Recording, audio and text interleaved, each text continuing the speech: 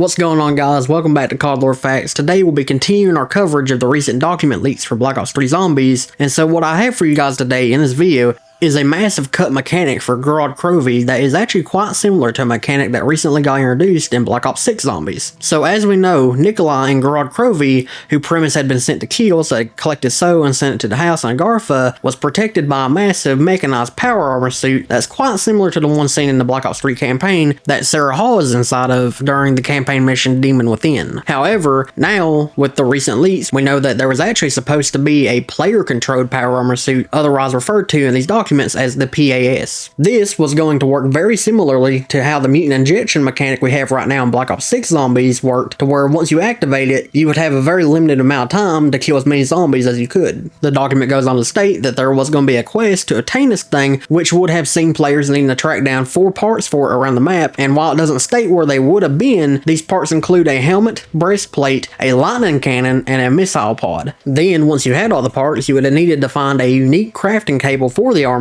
somewhere on the map, replace the items, which then the parts in your inventory would have disappeared, and an animation would have played where the player starts floating up into the air, and the parts shoot down from the sky, bit by bit, forming a protective shell around the player, much like in the Avenger movies where parts of Tony Stark's suit will fly down to him, automatically equipping itself around him, which of course is what they used as inspiration and reference material for this cut mechanic. From there, you would be given around 30 seconds to inflict as much damage as possible, but it's also said that whilst the player wouldn't take damage during this state, being hit would instead chip away seconds from the timer as it was counting down, meaning you would still have to be very careful about getting hit. The weapons at your disposal during this time, as mentioned earlier, would have been the lightning cannon and the missile pods. The lightning cannon is described as being a highly accurate weapon with a high rate of fire, with damage being dealt instantly upon contact with a zombie. Unlike the Wonderwolf, it doesn't appear that this would have included the chaining effect, but presumably it would have looked similar to it whenever you attacked the zombie with either the DG2 or Deadwire, where they would look all electrocuted for a few seconds before dying. The document also states that this would have had a 5-round capacity and a quick reload speed. The missile pod, on the other hand, is described as being a burst fire weapon, which when shot fires 3 miniature rockets that arc and land at different ranges away from the player. It sounds like this would have been especially good for taking out a massive horde all at once. The ranges are described as being short to mid-range, and the rockets would have exploded on impact. And once all 3 rockets had been fired in a single burst, the weapon is said to have had a long, drawn-out reload speed like a LMG. Visually, it said that the arm of the player, which had the missile pod attached to it, would have resembled an early prototype of the Hydra missile system in real life. That's not all though, as the power armor would have also included a rocket punch attack, which would have worked as a throwable like the Tomahawk in Mob of the Dead. This could be used to kill zombies, pick up power-ups from afar, and there would be special walls around the map that you could smash through to create additional shortcuts throughout the map itself. After the timer in your armor had expired, the armor would simply break and fall to the ground.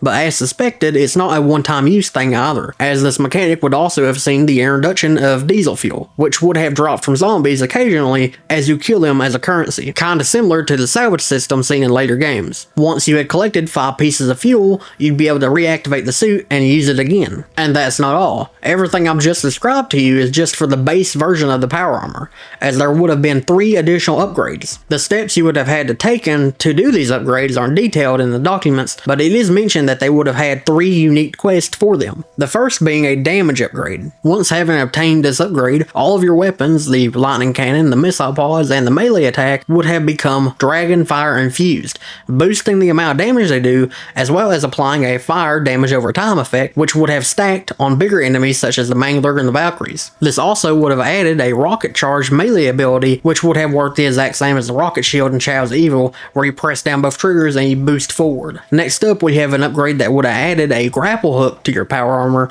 allowing you to access new areas of the map. It's said that this would have functioned the exact same way as the Beast Grapple in Child's Evil. Finally, we have our third upgrade, which would have doubled the timer, extending the amount of time before the power armor would have broke, and you would need to collect more fuel to use it again. And perhaps the biggest thing to come out of the power armor document, it said that this mechanic would have been required to beat the main boss fight against the Dragon and Nikolai, turning it into a mech versus mech fight, which would have been really neat to see. And this also goes a bit into what the in-game lore for the suit would have been, as the suit was made by the Russians from reverse engineering schematics stolen by Reznov himself as a means to combat the dragons being unleashed by the Axis powers during the siege of Stalingrad. So in terms of why this was cut from the map, we really don't know, but judging from the other leaks leaked documents, it most likely either comes down to them hitting the memory limits or simply not having enough time to develop it for the map. Anyway, that's about all for this video. If you liked it, leave a like. If you want more content coverage, be sure to hit subscribe. And as always, leave your thoughts on this and your suggestions down below. I really do read each and every single one of them. And with that said, I'll see you in the next video.